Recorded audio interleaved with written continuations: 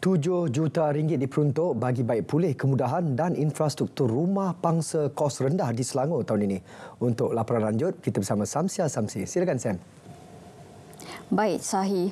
Lebih 2,000 peluang pekerjaan dengan 30% daripadanya disasarkan untuk diisi terus ditawarkan kepada pengunjung program Madani Rakyat Zon Tengah di Kompleks Sukan Kuala Selangor. Tawaran pekerjaan oleh 38 majikan dan syarikat itu merangkumi peluang pekerjaan di seluruh negara dengan majoriti penempatan pekerjaan di Kuala Selangor. Laporan Siti Farah Nadia Fazlun. Baiklah, terima kasih Samsia. Assalamualaikum dan salam Malaysia Madani. Saya kini berada di salah sebuah tapak Karnival Kerjaya dan TVET. Selaras dengan hasrat kerajaan dalam memperkasa TVET tempatan, di sinilah peluang anda untuk mencipta peluang pekerjaan yang baru di sini. Jom kita nak bersama dengan Sekretariat Majlis TVET Negara Encik Halim Abdullah. Assalamualaikum Encik Halim. Sihat Encik Halim? Ya, Alhamdulillah sihat. Ya, bagaimana dengan program pada hari ini? Alhamdulillah pada program kali ini kita mendapat sambutan yang begitu hebatlah daripada kalangan pengunjung, daripada penduduk setempat terutamanya di Kuala Selangor ini. Yes. Bagaimana dengan penglibatan pempamer di sini? Okey, untuk makluman tuan-tuan perempuan, pada kali ini kita melibatkan pihak daripada pihak kementerian bagi pelaksanaan TVET, contohnya daripada institusi latihan Jabatan Tenaga Manusia, Kementerian Sumber Manusia, kemudian institusi latihan kemahiran belia dan sukan ILKBS, Kementerian Belia dan Sukan, kemudian KKTM, MJII, IKM daripada Kementerian Kemajuan Desa dan Wilayah, kemudian Jabatan Pendidikan Politeknik dan Kolej Komuniti daripada Kementerian Pengajian Tinggi, kemudian kita juga didatangkan dengan CIDB, Kementerian Kementerian Kerjaya, dan kita ada juga daripada Impact daripada Kementerian Peladangan dan Komoditi, kemudian yang terakhir daripada Kementerian Pertanian dan Keterjaminan Makanan iaitu daripada Institut Latihan Pertanian. Selain daripada institusi TVET ini, kita juga ada menjemput wakil daripada syarikat, terutamanya daripada yang kita lihat daripada Mac Auto, kemudian kita ada daripada Bernmas Auto Berhad, kemudian daripada Blue Shark Malaysia. Untuk makluman tuan-tuan perempuan, memandangkan di Selangor ni kita merupakan hub bagi bidang aero angkasa. Kita juga ada pempamer daripada NICO dan daripada dua pusat pertolongan yang berkaitan yang menawarkan bidang aero angkasa. Okey. Terima kasih Encik Halim di atas perkongsian itu tadi. Baiklah, saya kira itu saja perkembangan di sini. Kita kembali kepada Samsia di Angkasa Puri. Silakan. Baik, terima kasih Farah Nadia. RM7 juta diperuntukkan kerajaan negeri pada tahun ini untuk membaik pulih kemudahan dan infrastruktur 8,000 skim rumah pangsa kos rendah di seluruh negeri.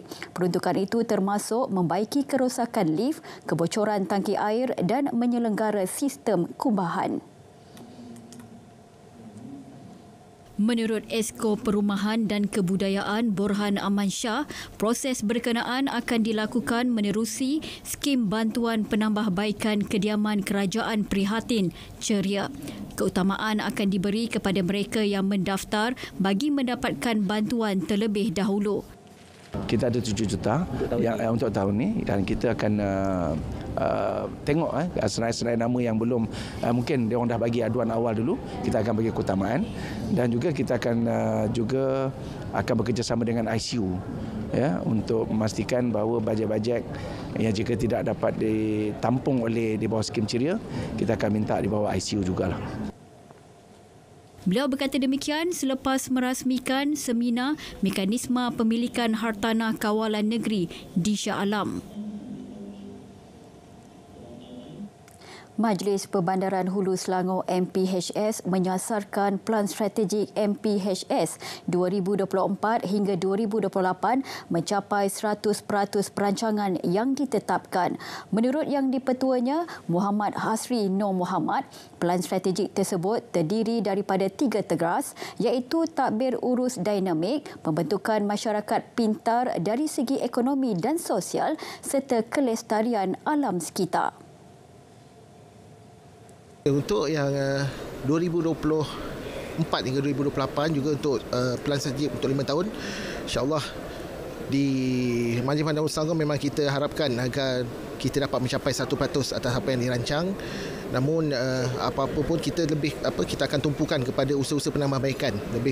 Sebentar lagi kita baru saja tahun ketiga dalam penaitarafan daripada Majlis Daerah kepada Majlis Pemandaran. Beliau berkata demikian selepas majlis pelancaran buku Pelan Strategik MPHS 2024 hingga 2028 di Genting Highlands. Tambah Muhammad Asri, pelan strategik ini juga memfokuskan 3K iaitu kelestarian kehidupan, keseimbangan alam sekitar dan kemakmuran pembangunan. Katanya, bagi pelan strategik MPHS 2018 hingga 2023, MPHS telah berjaya mencapai 97% perancangan dalam tempoh 5 tahun. Lebih 40 ajaran sesat dikenal pasti aktif di Selangor disebarkan secara fizikal dan dalam talian. Menurut Pengerusi Majlis Agama Islam Selangor MAIS, Tan Sri Abdul Aziz Muhammad Yusof, pihaknya sentiasa melakukan pemantauan terhadap kumpulan atau individu yang cuba memesongkan agama Islam.